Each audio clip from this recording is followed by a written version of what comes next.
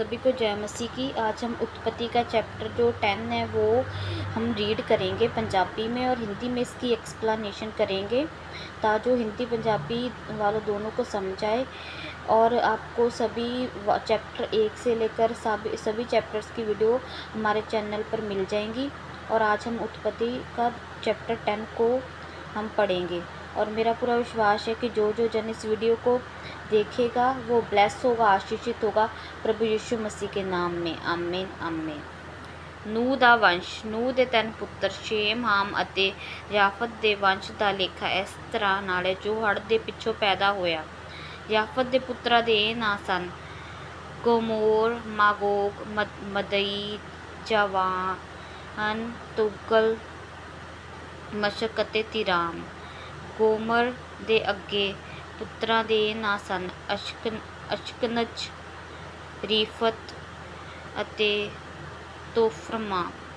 ਜਵਾ ਦੇ ਪੁੱਤਰਾਂ ਦੇ ਨਾਂ ਇਹ ਸਨ: ਅਲੀਸ਼ਾ, ਤਰਸ਼ੀਸ਼, ਕਤੀਮ ਅਤੇ ਦੋਦਾਨੀਮ। ਇਹਨਾਂ ਸਭ ਦੇ ਵੰਸ਼ ਨੇ ਹੀ ਸਮੁੰਦਰੀ ਕੰਢੇ ਨਾਲ ਲੱਗਦੇ ਟਾਪੂਆਂ ਨੂੰ ਵਸਾਇਆ, ਪਰ ਇਹ ਸਭ ਯਾਫਤ ਦਾ ਵੰਸ਼ ਸੀ। ਹਰ ਕਿਸੇ ਦੀ अपनी अपनी कौल ਅਤੇ बोली सी। सो जो नूह था उसके 3 पुत्र थे, शेम, हाम और जाफित। जो उनके आगे वंश था उसके बारे में बताया है। जो हड़ के जो परमेश्वर ने जब धरती पर जो था हड़ भेजा तो उसके बाद जो पैदा हुए थे उनके बारे में बताया गया है कि जो उसका बेटा था जाफत, उसकी आगे कौन कौन से बेटे थे उनका सभी नाम बताए हुए हैं। और जो ये सब थे ये अपने वंश के अनुसार समुद्र के कंढे होते हैं, समुद्र के आसपास जो बंदरगाह होते हैं, टापू होते हैं, वहाँ पर इन्होंने अपने जो थे सब जन ये बस गए थे और अपनी कुल के और बोली के अनुसार इनकी जो अलग अलग भाषा थी। हाम ਦੇ ਪੁੱਤਰਾਂ ਦੇ ਇਹ ਨਾਂ ਸਨ: ਕੂਸ਼, ਮਿਸਰਇਮ, ਪੂਟ ਅਤੇ ਕਨਾਨ।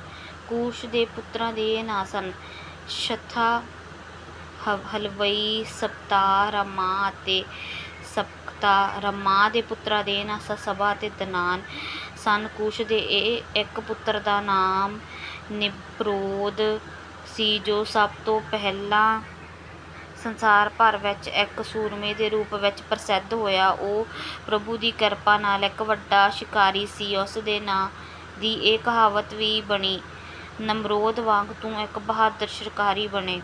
ਉਸ ਦਾ ਰਾਜ ਬਾਬਲ ਤੋਂ ਆਰੰਭ ਹੋ ਕੇ ਅਰਕ, ਅਦਕ ਅਤੇ ਕਾਲਨੇਲ ਤੱਕ ਸੀ। ਇਹਨਾਂ ਸਭ ਦਾ ਸੰਬੰਧ ਸ਼ਿਨਾਰ ਦੀ ਧਰਤੀ ਨਾਲ ਸੀ। ਇੱਥੋਂ ਹੀ ਉਹ ਅਸੂਰ ਦੇਸ਼ ਵਿੱਚ ਗਿਆ, ਜਿੱਥੇ ਉਸਨੇ ਨੀਨਵੇ, ਰਹੋਬੋਬ, ਈਰ ਅਤੇ ਕਲਾਹ ਨਗਰਾਂ ਦੀ ਉਸਾਰੀ ਕੀਤੀ। ਉਸਨੇ ਨੀਨਵੇ ਅਤੇ ਕਲਾਹ ਦੇ ਵਿਚਕਾਰ ਇੱਕ ਹੋਰ ਵੱਡੇ ਨਗਰ ਰਸਨ ਦੀ ਉਸਾਰੀ ਕੀਤੀ। ਮਿਰਸਇਮ ਇਸ ਦਾ ਵੰਸ਼। ਇਹ ਲੋਕ ਸਨ: ਲੂਦੀ, ਅਨਾਨੀ, ਲਬਾਈ, ਨਫਤਾਲੀ, ਪਤਰੂਸੀ ਅਤੇ ਕਸ਼ਲੂਲੀ, ਜਿਨ੍ਹਾਂ ਤੋਂ ਅੱਗੇ ਫਿਲਿਸਤੀਤ ਅਤੇ ਕਫਤੋਰੀਆਂ ਦਾ ਵੰਸ਼ ਚੱਲਿਆ। सो जो था आगे जो हाम का वंश है उसके पुत्र थे, उनके बारे में बताया गया। और उनमें से एक बहुत ही प्रसिद्ध था निम्रोद, जो कि सबसे पहला सूरवीर, प्रसिद्ध सूरमा जो था संसार पर जो था बना था। परमेश्वर ने उस पर इतनी बड़ी दया की थी कि वो एक बड़ा शिकारी बना था। और सभी जब किसी को भी आशीषित करते थे उसके नाम से आशीषित करते थे कि तुम्हें परमेश्वर निम्रोद की तरह बहादुर एक शिकारी बनाए। उसने बहुत ही बहादुर सूरवीर सूरमा था वो। ਕਨਾਨ ਦਾ ਜੇਠਾ ਪੁੱਤਰ ਸਿਦੋਨ ਸੀ।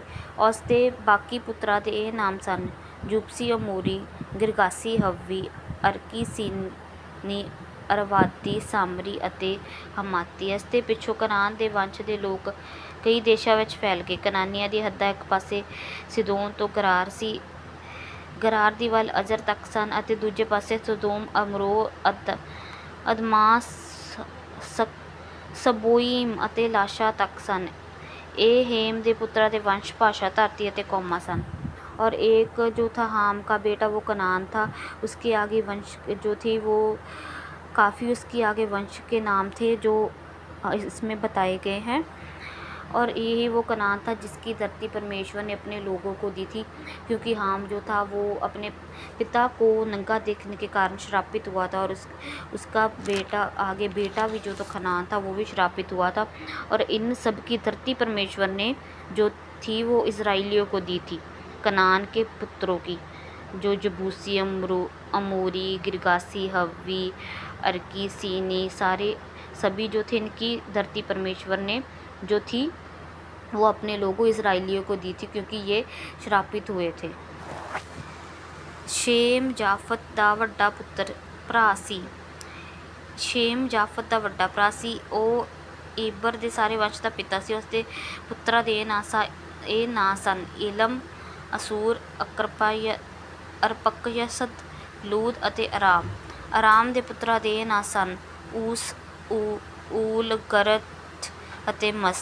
ਅਰਪਕਸਦ ਦੇ ਇਹ ਪੁੱਤਰ ਸਨ ਮਲਾ ਅਤੇ ਏਥਰ। ਏਥਰ ਦੇ ਦੋ ਪੁੱਤਰ ਸਨ ਪਲਗ। ਜਿਸ ਦੇ ਸਮੇਂ ਸੰਸਾਰ ਭਰ ਦੇ ਲੋਕਾਂ ਦੀ ਵੰਡ ਹੋਈ ਸੀ, ਉਸ ਦੇ ਭਰਾ ਦਾ ਨਾਂ ਯਾਕਟਨ ਸੀ। ਯਾਕਟਨ ਦੇ ਪੁੱਤਰਾਂ ਦੇ ਇਹ ਨਾਂ ਸਨ ਅਲਸਦਾਨ, ਸਾਲਫ, ਹਸਰਮਾਤਵ, ਯਾਰੇ, ਹਦਰੂਮਾ, ਉਲਜਾਲ, ਦਿਲਕਯਾ, ਉਲਬਾ, ਅਬਲਾਮੇਲ, ਸਬਾ, ਇਫਰੀਮ, ਹਵੀਲਾ ਅਤੇ ਯੋਬਾਬ। ਇਹ ਸਭ ਯਾਕਟਨ ਦੇ ਵੰਸ਼ ਦੇ ਲੋਕ ਸਨ। ਉਹ ਮੇਸ਼ਾ ਦੇ ਇਲਾਕੇ ਤੋਂ ਲੈ ਕੇ ਪੂਰਬ ਵਿੱਚ ਸਾਫਾਰ ਦੇ ਪਹਾੜ ਤੱਕ ਫੈਲੇ ਇਲਾਕਿਆਂ ਵਿੱਚ ਰਹਿੰਦੇ ਸਨ। ਇਹ ਸ਼ੇਮ ਦੇ ਵੰਸ਼ ਦਾ ਲੇਖਾ ਹੈ, ਜਿਸ ਦੇ ਲੋਕ ਆਪਣੇ ਆਪਣੇ ਵੰਸ਼ ਵਿੱਚ ਆਪਣੇ ਆਪਣੇ ਦੇਸ਼ ਵਿੱਚ ਰਹਿੰਦੇ ਸਨ ਅਤੇ ਆਪਣੀ ਆਪਣੀ ਬੋਲੀ ਬੋਲਦੇ ਸਨ। ਇਹ ਨੂਹ ਦੇ ਪੁੱਤਰਾਂ ਤੋਂ ਪੈਦਾ ਹੋਏ ਵੰਸ਼ ਦਾ ਲੇਖਾ ਹੈ, ਜਿਸ ਤੋਂ ਅੱਗੇ ਹਰ ਕੌਮ ਨੇ ਆਪਣੀ ਆਪਣੀ ਨਸਲ ਅਨੁਸਾਰ ਜਨਮ ਲਿਆ ਅਤੇ ਉਹ ਹੜ੍ਹ ਦੇ ਪਿੱਛੋਂ ਸਾਰੀ ਧਰਤੀ 'ਤੇ फैल गए।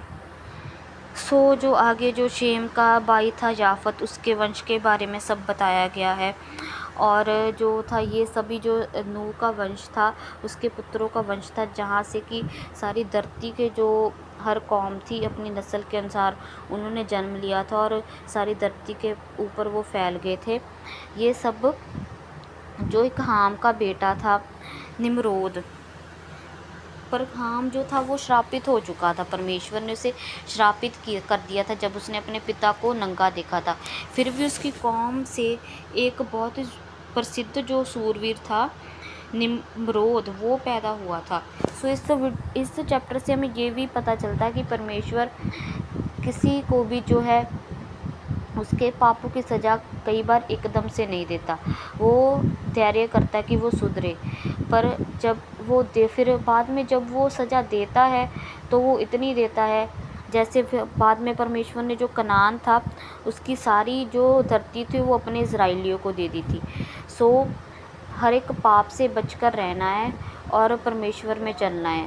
तो परमेश्वर जो है इतनी ब्लेसिंग्स देते हैं, कनान वाली ब्लेसिंग्स जो थी जो इस्राएलियों को मिली वैसी ब्लेसिंग्स मिलती है। इसलिए पाप से बचकर पवित्रता में चलना है और परमेश्वर के कामों को करना है। परमेश्वर इस वीडियो के द्वारा आप सबको आशीषित करे। प्रभु यीशु मसीह के नाम में आमीन आमीन। हालेलुया।